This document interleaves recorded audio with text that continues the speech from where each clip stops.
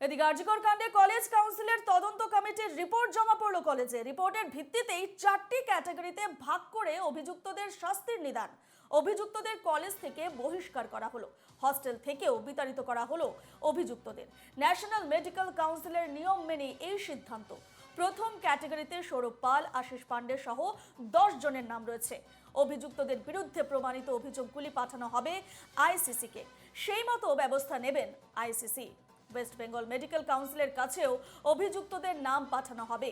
অভিযুক্তদের পরিবারকেও বিষয়টি সম্পর্কে জানানো হবে।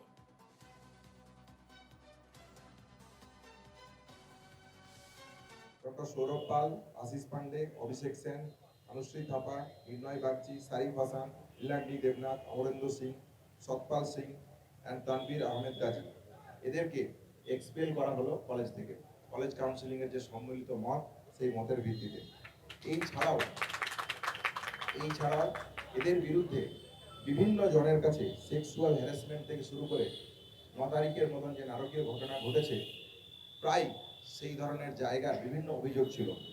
কলেজ কাউন্সিলের সম্মিলিত মত অনুযায়ী এই সমস্ত অভিযোগগুলোকে ইন্টারনাল যে কমপ্লেন কমিটি আছে তার কাছে পাঠানো হয়েছে এবং সেই কমিটির আজকে একটা মিটিংও হয়েছে। সেই জায়গা থেকে এই ব্যাপারে যে সুস্পষ্ট পদক্ষেপ নেওয়া উচিত ইন্টারনাল আইসিসির পক্ষ থেকে নেওয়া হবে।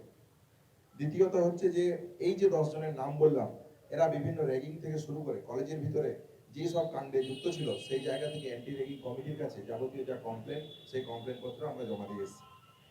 এবং এই যে 10 জন, এদেরকে 72 ঘন্টার মধ্যে হস্টেল থেকে পার্মানেন্টলি বার করার জন্য কলেজ কাউন্সিলিং এর সম্মিলিত মত উঠে এসেছে।